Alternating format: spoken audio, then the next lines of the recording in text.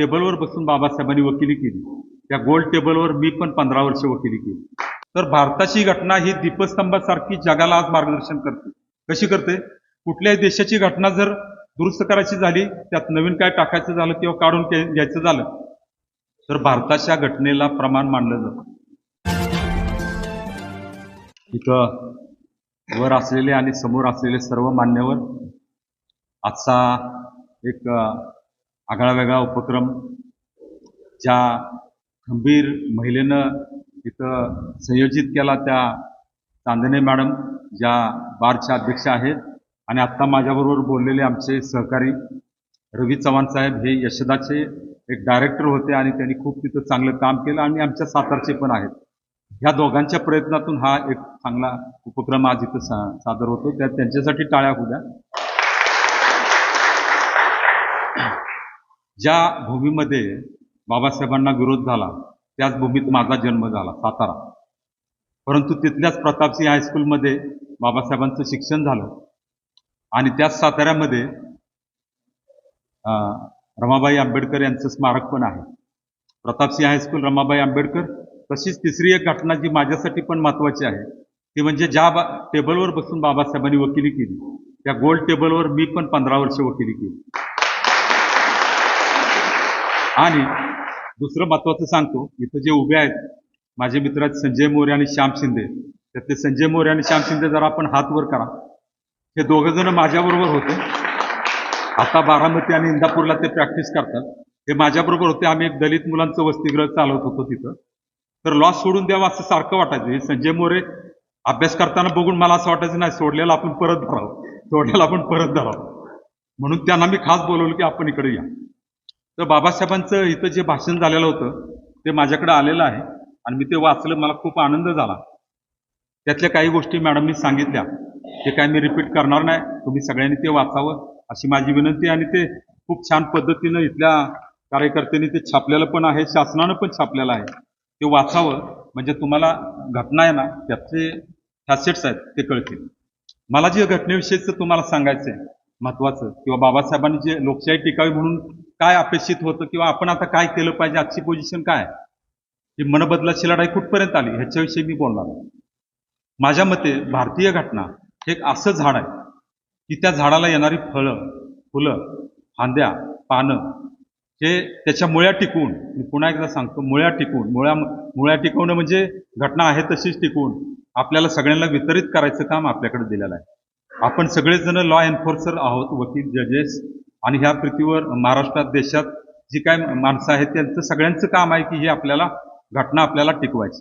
आता ही घटना आपण लोकांच्या पर्यंत पोहोचवली का, कितीपर्यंत पोहोचली, किती नाही पोहोचली, याचं मूल्यमापन कधीतरी होईल. पण मला असं वाटतं की घटना का अपेक्षित टिकली पाहिजे, त्याचं एक साधं उदाहरण देतो. एक कलेक्टरची मुलगीची केस माझ्याकडे होती.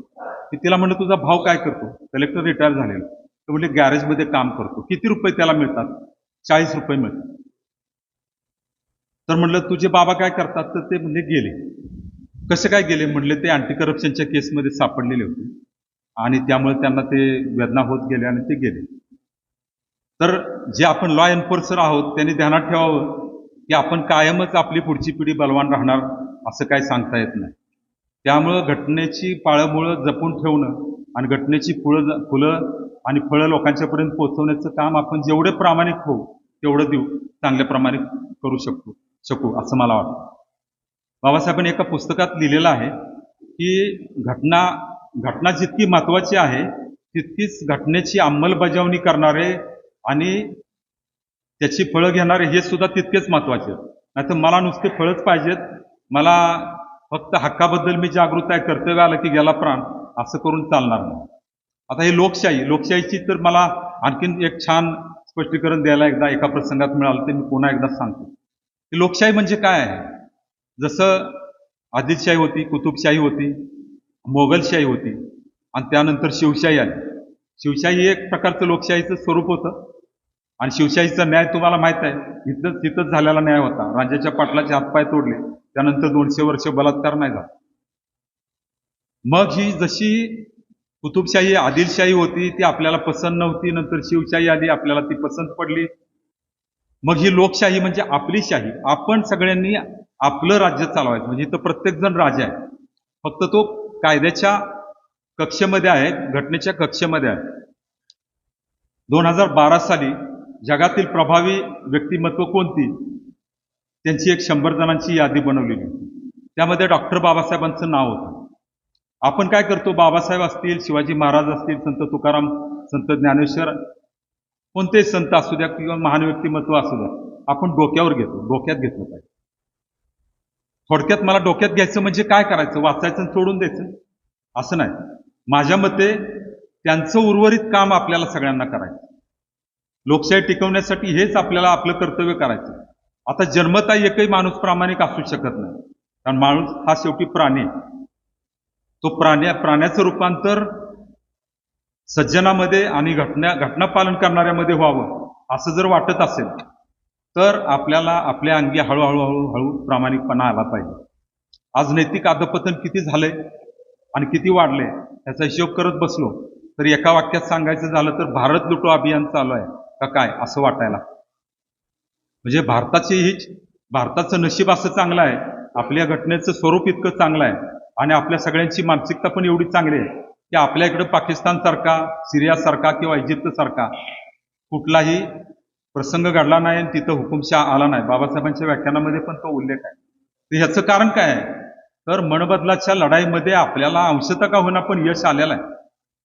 मग लॉ एन्फोर्सिंग एजन्सीमध्ये, हायकोर्टमध्ये, सुप्रीम कोर्टमध्ये रीट करण्याची तरतूद आहे. बाबासाहेबांनी पण सांगितलेलं आहे की जर रीट नसते तर घटनेला कायच अर्थ राहिला नसता. कारण काय, कागदावर जे शब्द आहेत त्याला जिवंत स्वरूप देऊन त्याची अंमलबजावणी करून जो काय शोषक आहे त्याला कंट्रोल करण्याची पॉवर आहे, त्याला शिक्षा देण्याची पॉवर आहे, ही या रीटमध्ये आहे.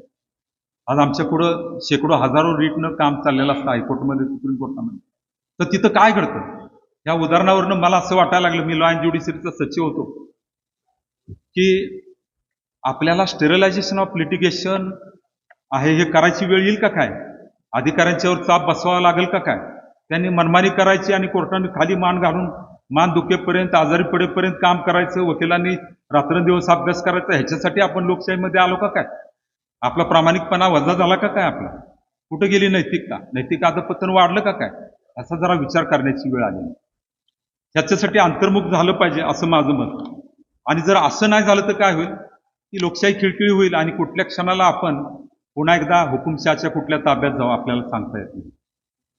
अप्रामाणिक माणसांच्याच मुळे अतिरेक्यांचे हल्ले भारतावर झाले. जर बाँड्रीवर प्रामाणिक माणसं असती तर हे झालंच नसतं.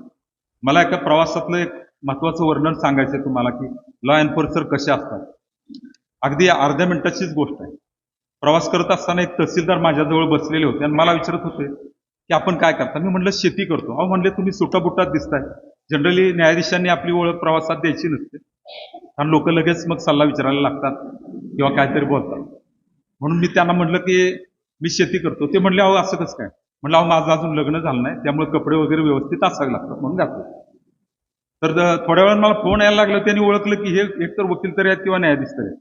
म्हणून ते मला म्हटले मला ते बाकीचं काय नाही, तुम्ही काय खरंच सांगा ना कोण आहात, पण मला सांगा आरोपी का सुटतात.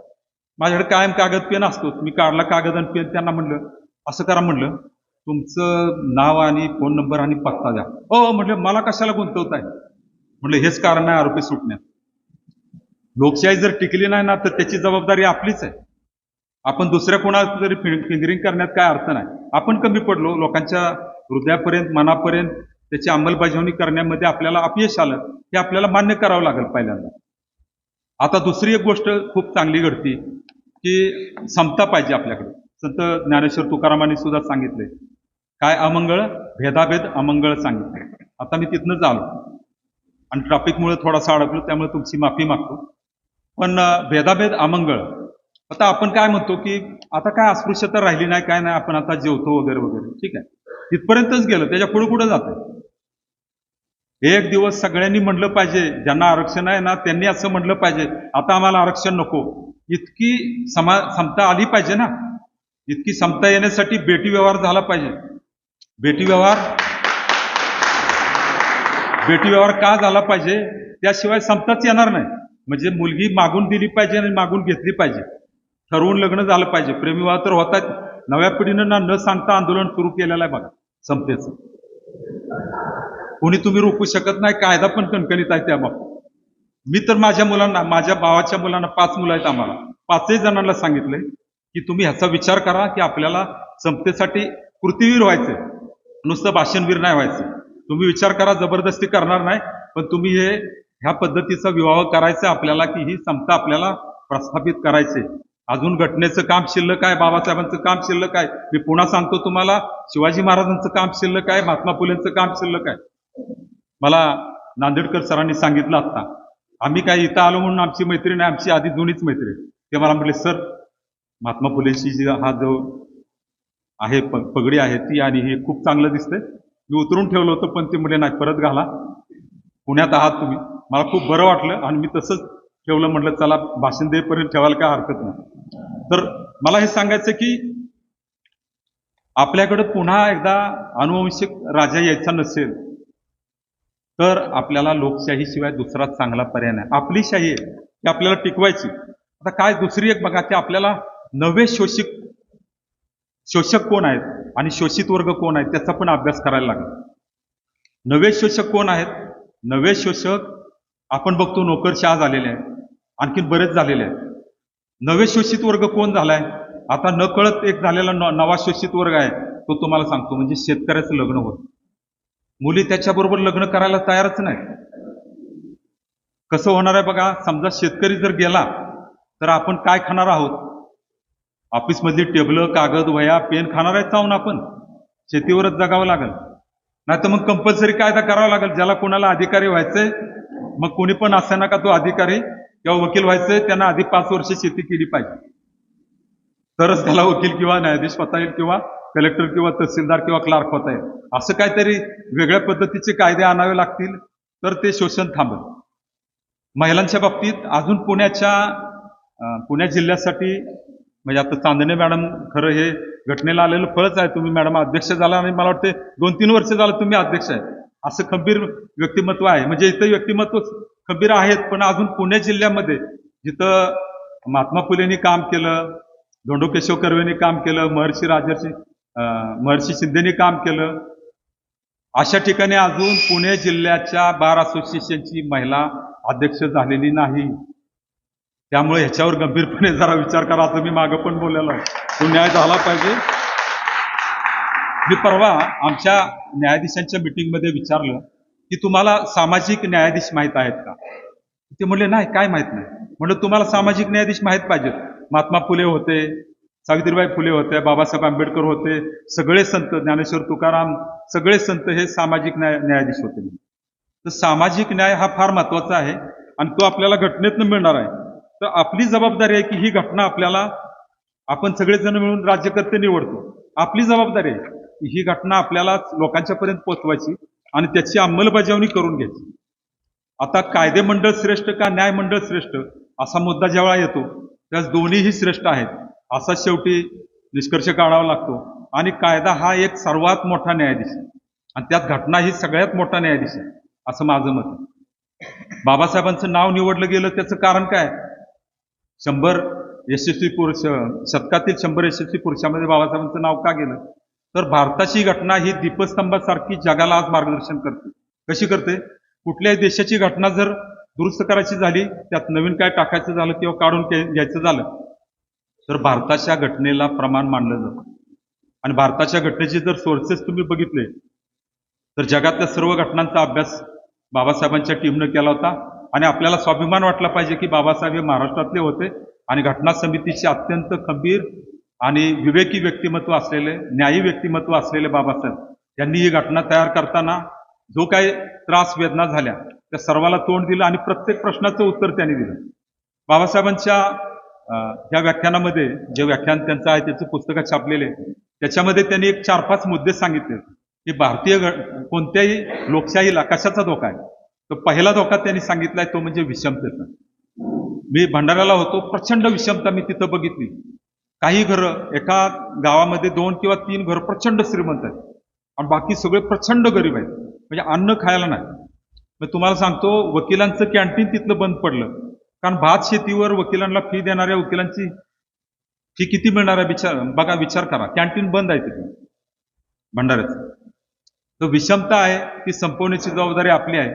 पैशाच्या मागे एवढी माणसं लागलेली आहेत, पैशाला इतकं महत्व दिलंय की प्रचंड महत्व दिल्यामुळं बेकार अशी वाईट अशी स्पर्धा पैशाच्यासाठी माणसं करतायत. माणसाकडची माणुसकी संपलेली, नैतिक अधपतन प्रचंड प्रमाणात वाढलं. दुसरं त्यांनी सांगितलंय की विरोधी पक्ष हा खंबीर असला पाहिजे, तरच भारतीय लोकशाही चांगली टिकल. विरोधी पक्ष खंबीर असला पाहिजे म्हणजे तुम्हाला एक साधं उदाहरण देतो. जेव्हा मी एका गावातल्या मिटिंगला बसलेलो होतो तेव्हा एक राजकीय पुढारी म्हणला, हे देशमुख वकील खूप चांगलं व्यक्तिमत्व आहे, कोणाच्या भानगडीत नसतं, काय नसतं, राजकारण नाही, काय नाही, राजकारणात पडणार नाहीत, काय नाहीत. माझ्या डाव लक्षात आला की तुम्हाला ते लोक नावसतात आणि हुशार माणसाने, शिकलेल्या माणसाने राजकारणात जायचंच नाही, तर मग राजकारण कोणाच्या हातात जातं? ज्याला कुठं नोकरी मिळणार, शिकना, ज्याला काय उद्योग नाही, काय नाही, मग ते म्हणते चला एक चांगला बिझनेस आपला करूया तिकडे जाऊन. मग त्याची नैतिकता, त्याचं शिक्षण, ह्या सगळ्या गोष्टींचा विचार केला तर मग ते कसं पण वाकड्या तिकड्या पद्धतीनं राजकारण करतं आणि परत तिथं गेल्यानंतर अभ्यास करत नाही. त्यामुळे विरोधी पक्ष नेता का होईना, आपण जरी झालो, विरोधात जरी असलो, आपण अल्पमतात असलो तरी राजकारण हे केलं पाहिजे, शहाण्या आणि शिकलेल्या माणसांनी केलं पाहिजे. त्या दृष्टीनं त्यांनी सांगितलं. त्यांनी एक संविधानिक नैतिकता असे एक अंकुश ठेवण्यासाठी फार आवश्यक आहे असं सांगितलं. संविधानिक नैतिकता म्हणजे तुम्हाला मी आता जे सांगितलं तसं की संविधानाला धरूनच काम करायचं, जो कोण लॉ एन्फोर्सर आहेत त्या सगळ्या, आणि अल्पमत आणि बहुमत यांच्यात चाललेला संघर्ष आणि एकमेकावरची कुरघोडी, आणि विशेषतः बहुमतानं अल्पमतावर सतत कुरघोड्या करणं. भारतामध्ये असं झालं नाही का? भरपूर झालं. आणीबाणीच्या वेळेस आपण बघितलं, त्यानंतर अनेक वेळा झालं. परंतु भारतीय घटनेचं जे हे सगळं फॅब्रिक आहे ना, ते इतकं भक्कम आहे की दुबळ्याला सुद्धा ताकद देणार आहे, दुबळ्याला सुद्धा शक्तिमान करणार आहे. आणि म्हणून सुरक्षितता वाटावी अशी आपली चांगली घटना आहे. आपण कृतीवीर झालं पाहिजे त्याच्याबद्दल, असं माझं मत आहे. आणि भारतीय घटनेचं आणखी एक साधं सोपं वर्णन करतायत, it is Indian procedure code. म्हणजे भारत कसा चालवावा त्याची ही घटना, भारताचं काम कसं चालवावं. कुणी जर सत्ता आपल्या ताब्यात घेण्याचा प्रयत्न केला तर त्याचं काय करावं. आपल्या इथं भिंद्रनवाले प्रकरणानंतर पंजाबच्या खलिस्तानसाठी इथनं पंजाबची रेजिमेंट निघून गेलेली होती, काय मार्च केलेला होता, नंतर त्यांना अटक करून, कैदी करून भारताचा तुकडा पडू दिला नाही आपण. हे भारतीय घटनेमध्ये असलेली ही चांगली ताकद आहे. तर आपण हातबल होण्यासारखी परिस्थिती आहे का? अजिबात नाही. आपली जबाबदारी आपण जर पार पाडली ना, मतदान करताना आपल्याला मतं द्यायला माणसं जात नाहीत आपल्याकडं, त्याच्यासाठी प्रबोधन करावं लागतं. म्हणजे भारतीय घटना अजून आपण रुजवली नाही, त्यांच्यापर्यंत आपण पोहोचलो नाही व्यवस्थितरित्या, असं म्हणायची दुर्दैवानं वेळ येते. आणि ते काम संविधान जागृती समितीचे हे जे आमचे रवी चव्हाण साहेब, आपण जरा उभे राहा, त्यांनी आणि त्यांच्या सहकार्यांनी खूप चांगलं चालवलेलं आहे. ते केवळ सातारचे आहेत म्हणून माझ्या जवळचे आहेत असं नाही, तर प्रत्यक्ष सामाजिक चळवळीमध्ये कृतीवीर म्हणून ते काम करणारे आहेत. आणि अशा त्या एका आगळ्या वेगळ्या उपक्रमामध्ये मला आज बोलण्याची संधी मिळाली. आपण सर्वांनी शांत चित्तानं ऐकून घेतलं. आपल्याकडे म्हटलं जातं ना, law is king of the king, constitution of India is king of all laws, अशी आहे. आणि अशा ह्या कॉन्स्टिट्यूशनचे आपण सर्वजण बेनिफिशियरी आहोत, उपभोक्ते आहोत. त्याचबरोबर आपली ड्युटी आहे की हा भेदाभेद जो अमंगळ आहे संत ज्ञानेश्वर तुकारामांनी सांगितलेला, तो संपवण्याची. आणि ह्या संक्रमण अवस्थेतनं आपली घटना बाहेर पडलेली आहे आणि ती परिपक्वतेच्या मार्गाला आहे, हे आपल्याला जगाला दाखवायचे. आणि त्याच्याद्वारेच आपला भारत जोडो अभियानावर आपल्याला नियंत्रण ठेवायचे आणि आपल्याला यशस्वी होऊन दाखवायचे की आम्ही भारतीय घटनाचे नुसते अभ्यासक, नुसतेच फायदा घेणारे नसून भारतीय घटनेची फळं देणारे आहोत, हे आपल्याला सर्वांना सिद्ध करून दाखवायचे. मला वाटतंय बाबासाहेबांनी या पुणे जिल्हा न्यायालयामध्ये जी व्हिजिट दिलेली होती, त्यावेळेस भट नावाचे प्रमुख जिल्हा न्यायाधीश होते आणि त्यावेळेस काही सत्कारही झाले. आणि बाबासाहेबांनी जे भाषण दिलेलं होतं त्याचं उद्दिष्ट साध्य करण्यासाठी आम्ही सर्वजण नक्कीच झटूया, प्रयत्न करूया. मी पुन्हा एकदा सांगतो, भारतीय घटनेची फळं जर आपल्याला खरोखर पाहिजे असतील तर आपण जास्तीत जास्त प्रामाणिक बनणं आवश्यक आहे. आपल्याला केला पाहिजे. नुसत्या बाँड्रीवरच्या सैनिकांना शहीद नाही व्हायचं. इथं साक्ष द्यायला माणसं तयार नाहीत, म्हणतात तुम्हाला मारून टाकल. हो ना, शहीद एकदा दोनदा बघू द्या ना. का बरं शहीद व्हायला तयार नाही तुम्ही? देशाच्या बाँड्रीवर फक्त सगळ्यांनी शहीद व्हायचा काय मागता घेतलाय का? आपण घेऊया. नुसतंच भाषण द्यायचं. तर तिथं लक्ष्मण शास्त्री जोशींनी 1935 साली क्रांती केली. एका दलित महिलेला स्वतःच्या घरामध्ये मोलकरणीचं काम दिलं म्हणून त्यांना वाईट टाकलं. तर तिथं लक्ष्मण शास्त्री केवढं मोठं व्यक्तिमत्व झालं. म्हणजे ह्या घटनेचे फायदे आपण सगळ्याच दर्जातल्या माणसांना मिळाला. उच्चवर्णीय असतील किंवा बाकीचे सगळे असतील, त्या सगळ्यांना फायदे मिळाले. आरक्षणाच्या बाबतीतही माझं तर वेगळंच मत आहे. आपल्या सगळ्यांना अपयश आलेलं आहे की तरुण पिढीला नोकऱ्या निर्माण करून देणारे तरुणच आपण तयार केले नाही. आपण सगळे नुसते नोकऱ्यावर आशा ठेवणारे माणसं तयार केली. दुबळ्या मानसिकतेची माणसं आपल्याकडे आहेत. माझ्या घराच्या मागच्या बाजूला 2-3 माझे मित्र आहेत, बौद्ध समाजाचे आहेत. BA BEd MA BEd झाले, त्यांना एक कुठं सुद्धा नोकरी नाही लागली. आरक्षण देऊन सुद्धा SC ST ला किती जणांना नोकऱ्या मिळाल्या, किती जणांना फायदे झाले. हा पुन्हा विवेकानं विचार करण्याचा मुद्दा आहे. आरक्षण हे काय कुणाला तरी आर्थिकदृष्ट्या उन्नतीसाठी नसून सामाजिक समतेसाठी आरक्षण दिलेलं आहे. आणि त्यावेळेस तो विचारही झालेला होता. आणि तुम्हाला माहिती आहे, आरक्षणाचे जनक राजर्षी म्हणजे राजांच्या पैकी ऋषी असलेले राजर्षी छत्रपती शाहू महाराजांनी केलेला होता. तर आपण सगळ्यांनी दुसऱ्या कुणाला तरी काहीतरी रोजगार काय मिळेल, त्याला कसा उपलब्ध करून देता येईल, ह्याचा विचार करून आरक्षणाची गरजच राहिली नाही पाहिजे आपल्या देशाला, असं काहीतरी निर्माण करूया का, याचा संकल्प करण्याची आता वेळ आलेली आहे, कृती करण्याची वेळ आलेली आहे, असं मला या निमित्तानं सांगायचं. या कार्यक्रमाचं संयोजन करणारे आपण सर्वजण आणि याच्यासाठी आज वेळ देणारे तुम्ही सर्वजण, या सगळ्यांच्या बद्दल मी माझ्या मनामध्ये कृतज्ञता भाव व्यक्त करतो आणि आपली रजा घेतो. धन्यवाद.